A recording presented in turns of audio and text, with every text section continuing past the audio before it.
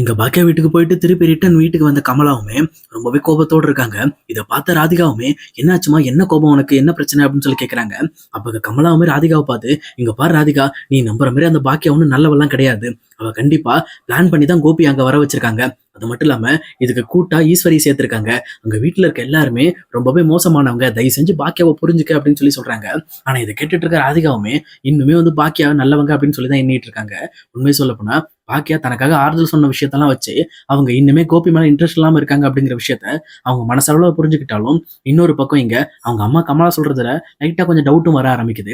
அதே நேரத்துல கமலாவுமே இந்த விஷயத்த நம்ம அப்படியே விட முடியாது, எப்படியாவது நம்ம மாப்பிளைய முதல்ல அந்த வீட்டை விட்டு வெளியேற்றி ஆகணும், அதுக்கு ஒரு நல்ல சான்ஸ் கிடைச்சது அப்படின்னா கண்டிப்பா நம்ம அதை பயன்படுத்தணும் அப்படின்னு சொல்லி பேசிட்டு இருக்காங்க.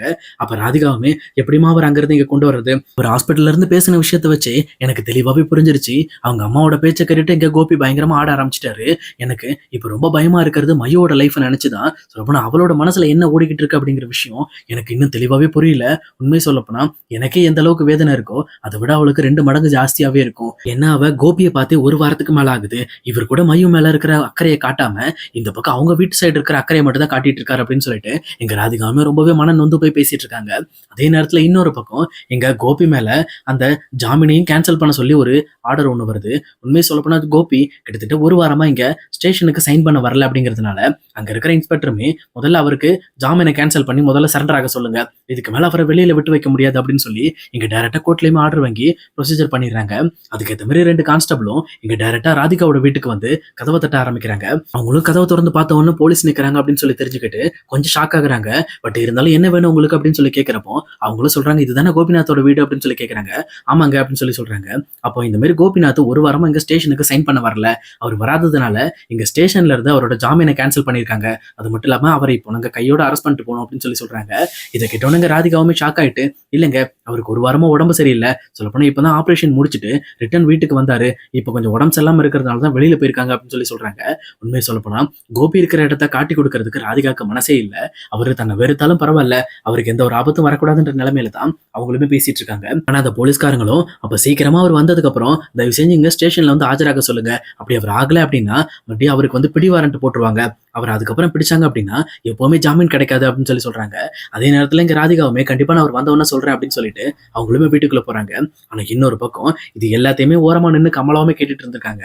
அவங்களுமே எப்படியாவது நம்ம பாக்கியோட வீட்டை விட்டு நம்மள மாப்பிள்ளையை வெளியில வர வைக்கணும்னா இது ஒரு சரியான ஐடியா, கண்டிப்பா அவரை மாட்டி விட்டுரும் அப்படின்னு சொல்லிட்டு இங்க டைரக்டா அங்கிருந்து கிளம்பின போலீஸ்காரங்களை மறுபடியுமே கூப்பிட்டு, இங்க பாருங்க நீங்க கோபியை தானே தேடி வந்தீங்க, அவரோட அம்மா வீட்டுல தான் அவர் இருக்காரு, அவங்க அம்மா வீடு அங்கதான் இருக்கு பாருங்க அப்படின்னு சொல்லிட்டு டைரக்டா பாக்கியோட வீட்டை கை காட்டுறாங்க.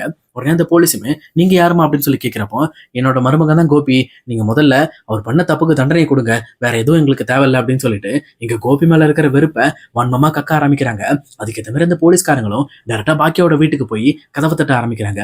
அப்ப பாக்கியவங்க இது யாரா இருக்க போகுது, ராதிகா இல்ல கமலாவா இருக்கும், இவங்க 2 பேருக்கும் வேற வேலையே இல்லை, நான் கோபி மேல எந்த ஒரு இன்ட்ரெஸ்டும் இல்லாம இருக்கு அப்படிங்கிற விஷயத்த இவங்களுக்கு எப்படிதான் புரிய வைக்கிறது, நான் என்ன சொன்னாலும் உங்களுக்கு புரிய மாட்டேன் அப்படின்னு சொல்லிட்டு ரொம்பவுமே கோபத்தோட அந்த கதவை திறக்கிறாங்க. திறந்த உடனே கொஞ்சம் ஷாக் ஆக ஆரம்பிக்கிறாங்க. என்ன இது போலீஸ் வந்திருக்காங்க, ஒருவேளை இந்த மாதிரி கமலா ஏதோ நம்ம மேல போலீஸ் கேஸ் கொடுத்துருப்பாங்களா அப்படின்னு சொல்லி யோசிக்கிறாங்க. ஆனா அந்த போலீஸ்காரங்களும் ஒன்னும் இல்ல மேடம், நாங்க ஸ்டேஷன்ல இருந்து வரோம், நாங்க கோபிநாத்தை தேடி வரோம், கோபிநாத் வீடு இதுங்களா அப்படின்னு சொல்லி கேட்கிறப்போ ஆமா அப்படின்னு சொல்லி சொல்றாங்க. உடனே இங்க கோபிநாத்தை நாங்க அந்த மாதிரி கைது பண்ண வந்திருக்கோம் அப்படின்னு சொல்றாங்க. இது கேட்டோன்னு பாக்கியமே என்னாச்சு, அவர் ஜாமீன்ல தானே வெளில வந்திருக்காரு அப்படின்னு சொல்லி கேட்கிறப்போ, அது ஒண்ணு இல்ல மேடம், கிட்டத்தட்ட ஒரு 1.5 வாரமா அவர் இங்க ஸ்டேஷனுக்கு சைன் பண்ண வரல, அதனாலதான் அவரோட ஜாமீனை கேன்சல் பண்ணி அவருக்கு பிடிவாரண்ட் போட்டிருக்காங்க, அதனாலதான் அவர் வீட்டுக்கு நாங்க அவரை கூட்டிட்டு போலான்னு வந்தோம், அவர் எங்க இருக்காரு அப்படின்னு சொல்லி கேட்கறாங்க. அப்ப கோபிநாத் உள்ளதான் இருக்காரு, ஆனா அவருக்கு உடம்பு சரியில்லாம இருக்காரு அப்படின்னு சொல்லி சொல்றாங்க. அதெல்லாம் எங்களுக்கு முக்கியம் இல்ல மேடம், எதா இருந்தாலும் நீங்க முதல்ல ஸ்டேஷனுக்கு இன்ஃபார்ம் பண்ணல, அது எதுவுமே இன்ஃபார்ம் பண்ணாம இருந்ததுனால கண்டிப்பா நாங்க அவரை அரெஸ்ட் பண்ண போறோம் அப்படின்னு சொல்லி போலீஸ் சொல்றாங்க. அதே நேரம் இதெல்லாம் கேட்ட உடனே இங்க ஈஸ்வரியுமே வந்துடுறாங்க. வந்துட்டு இந்த மாதிரி என் பையனை யாரும் அரெஸ்ட் பண்ணக்கூடாது, அவருக்கு உடம்பு சரியில்லை அப்படின்னு தான் நாங்க இன்ஃபார்ம் பண்ணாம விட்டுட்டோம், அது மட்டும் இல்லாம இப்ப அவன் ஸ்டேஷன் வர நிலைமையிலே இல்ல அப்படின்னு சொல்லி சொல்றாங்க. ஆனா அந்த போலீஸ்காரங்களும் இங்க பாருங்க மேடம், எதா இருந்தாலும் முதல்ல அந்த மாதிரி ஸ்டேஷன் இன்ஃபார்ம் பண்ணணும், நீங்க இன்ஃபார்ம் பண்ணாம இருந்தது உங்களோட தப்பு, இப்ப நீங்க அவர் படுக்கையில இருந்தா மட்டும் தான் என்னால விட்டுட்டு போக முடியும், அவர் எந்திரிச்சு நடமாடுற ஸ்டேஜ்ல இருந்தா கண்டிப்பா நாங்க அவரை கூட்டிட்டு போய் தான் ஆகணும் அப்படின்னு சொல்லி சொல்றாங்க. உடனே இதை கேட்டவொடனே இங்க பாக்கியாவுமே அவர் உள்ளதான் இருக்காரு, இப்ப கொஞ்சம் ரெகுலரா தான் இருக்காரு, நாங்களே அவர் ஸ்டேஷன் கூட்டிட்டு வரட்டுமா அப்படின்னு சொல்லி கேட்கறாங்க. உடனே இந்த போலீஸ்காரங்களும் சரி மேடம், இன்னைக்கு மதியானம் வரைக்கும் டைம், அதுக்குள்ள நீங்க அவரை ஸ்டேஷன் கூட்டு வந்துருங்க அப்படின்னு சொல்லிட்டு அங்கிருந்து அவங்களுமே கிளம்புறாங்க. ஆனா இங்க கோபிநாத்தை கூட்டிட்டு வர்றதுக்கு அங்க ஒரே ஒரு போலீஸ் நாங்க விட்டுட்டு வருவோம் அப்படின்னு சொல்லிட்டு ஒரு லேடி போலீஸை மட்டும் அங்க நிறுத்திட்டு மத்தவங்கலாம் அங்கிருந்து கிளம்பி போயிடுறாங்க. அதே நேரத்துல இங்க கோபிநாத்த பார்த்து, "நீங்க ஸ்டேஷன் போணுமா? இந்த மாரி நீங்க இன்ஃபார்ம் பண்ணாம இருந்ததுனால உங்கள ஸ்டேஷனுக்கு கூப்பிட்டு விட்டுருக்காங்க. அது மட்டும் இல்லாம உங்களோட ஜாமீனும் கேன்சல் ஆயிருச்சு." அப்படிங்கிற விஷயத்த சொல்றாங்க. இத கேட்டோனே கோபிநாத்துமே எதுவுமே பேசாம ரொம்பவே சைலண்ட் ஆயிடுறாரு. ஆனா அதே நேரத்துல ஈஸ்வரி பழைய மாதிரி இங்க பாக்கியாட்ட சண்டை போட ஆரம்பிக்கிறாங்க. "இங்க பாரு பாக்கியா, உன்னோட கோபத்துக்காக என் பையன் ஜெயிலுக்குள்ள போக முடியாது. ஒழுங்கா முதல்ல போய் கேஸ வாபஸ் வாங்க" அப்படின்னு சொல்றாங்க. ஆனா இத கேட்டுட்டு இருக்க பாக்கியாவும், "உங்களோட ஆசைக்கு ஏத்த மாதிரிலாம் என்னால ஆட முடியாது. அவர் பண்ண தப்புக்கு அவர் தண்டனை அனுபவிக்கணுங்கிறது என்னோட ஆசை. சொல்லப்போனா அவர் எனக்கு என்ன துரோகம் பண்ணியிருந்தாலும் நான் அதை மன்னிச்சிருப்பேன். அவர் பண்ண துரோகம் மக்களுக்கு, என்னை நம்பி வாங்கின கஸ்டமருக்கு. அந்த கஸ்டமர் பாதிக்கப்பட்டதுனால தான் நான் அவர் மேல கேஸே போட்டேன். என்ன கோபி, நான் செஞ்சது தப்பா சரியா?" அப்படின்னு கேட்கறாங்க. அப்ப கோபியுமே இருந்துகிட்டு, "நீங்க சொல்றது சரிதான் பாக்கியா" அப்படின்னு சொல்லிட்டு அவருமே அங்கிருந்து கிளம்ப ட்ரை பண்றாரு. ஆனா கரெக்டா செலியனும் அங்க வந்துட்டு, "அப்பா முதல்ல நில்லுங்க. எதுக்காக இப்படி பண்றீங்க? அப்படிலாம் நீங்க ஒண்ணு போய் ஸ்டேஷன் போய் உட்காரணும்னு அவசியம் எல்லாம் கிடையாது. கண்டிப்பா அம்மா வந்து கேஸை வாபஸ் வாங்குவாங்க" அப்படின்னு சொல்லிட்டு இந்த பக்கம் பாக்கியாவை பார்த்து, "அம்மா இதுக்கு மேலே உனக்கு வேம்பு வேணுமாம்மா? அவர் எவ்வளவு கஷ்டப்பட்டு வந்திருக்காரு. இப்போ செத்து பொழைச்சு வந்திருக்காரு. இவர் மறுபடியும் போய் அங்க ஸ்டேஷன்ல இருந்தார் அப்படின்னா இவரோட மனநலம் ரொம்பவே கெட்டு போயிருமா. ஆல்ரெடி ஒரு உடம்புக்கு ரொம்பவே வந்து வீக்கா இருக்குன்னு சொல்லி அமைச்சிருக்காங்க. இப்போ போய் அவர் அங்க இருந்தாருன்னா டேப்லெட் எதையுமே ஒழுங்கா எடுத்துக்க முடியாது. அவரோட கண்டிஷன் ரொம்ப மோசமாயிடும். தயவு செஞ்சு கொஞ்சம் யோசிச்சு பாருங்க" அப்படின்னு சொல்லி இங்க பாக்கியாட்ட கேட்கறாங்க. ஆனா பாக்கியோட முடிவுல எந்த ஒரு மாற்றமும் இல்ல. அவர் செஞ்ச தப்புக்கு தண்டனை அனுபவிக்கணுங்கிறது மட்டும்தான் பாக்கியோட மனசுல ஓடிக்கிட்டு இருக்கு. அப்ப கோபியுமே, "இல்ல பரவாயில்ல, பாக்கியாவை யாரும் கஷ்டப்படுத்தாதீங்க. அவ செஞ்சது எல்லாமே சரிதான்" அப்படின்னு சொல்லிட்டு கோபியுமே டைரக்டா இங்க ராதிகாவோட வீட்டை பார்த்து போயிட்டு இருக்காங்க. ஏன்னா ஸ்டேஷன் போறதுக்கு முன்னாடி இங்க டைரக்டா மையோவையும் ராதிகாவும் பார்க்கணுங்கிறதுக்காக தான் அவருமே அங்க போயிட்டு இருக்காரு. ஆனா இதை பார்த்துட்டு இருக்க இனியாவுமே மறுபடியுமே பயங்கரமா அழ ஆரம்பிக்கிறாங்க. "ஏமா இப்படி பண்றீங்க? உங்களோட பிடிவாதத்துக்கு இப்ப அப்பா தான் பலியாகணுமாமா? ஏன் இப்படி பண்றீங்க? தயவு செஞ்சு உங்க மனசை மாத்திக்க கூடாதா? இந்த கேஸை கொஞ்சம் எங்களுக்காக வந்து வாபஸ் வாங்க கூடாதா? இத்தனை பேர் நாங்க கேட்டுட்டு இருக்கோம்ல, இப்படி நீங்க அப்பாவை பழி வாங்கணும் அப்படிங்கிறதுக்காக இப்படிப்பட்ட ஒரு செயல் செய்யறப்போ உங்களை பார்க்க எங்களுக்கு ரொம்பவே வந்து வெக்கமா இருக்கு. அந்த அளவுக்கு நீங்க கொடூரமா பண்ணிக்கிட்டு இருக்கீங்க" அப்படின்னு சொல்றாங்க. ஆனா இதெல்லாம் கேட்டுட்டு இருக்க பாக்கியாவும் தன் மனசுக்குள்ள சிரிச்சுட்டு, "இங்க பாருங்க, நான் இன்னைக்கு பண்ற எதுவுமே உங்களுக்கு புரியாது. என்னோட நிலைமையில இருந்து பார்த்தா மட்டும்தான் நான் செய்யறது சரியா தப்பா அப்படிங்கிறது உங்களுக்கு புரியும். இப்ப நான் என்ன சொன்னாலும் உங்களுக்கு நான் கெட்ட வந்தா, இங்க இருக்காங்களே ஈஸ்வரி அம்மா, இதே அம்மா தான் ஒரு காலத்துல கோபியை கழுவி ஊத்திட்டு இருந்தாங்க. உண்மையை சொல்லப்போனா அவனால நான் ரொம்ப கஷ்டப்பட்டேன். அவன் கூட இருக்க மாட்டேன்" அப்படின்னு சொல்லிட்டு கோபியை உதறி தள்ளிக்கிட்டு மறுபடியும் இந்த வீட்டுக்கு வந்தாங்க.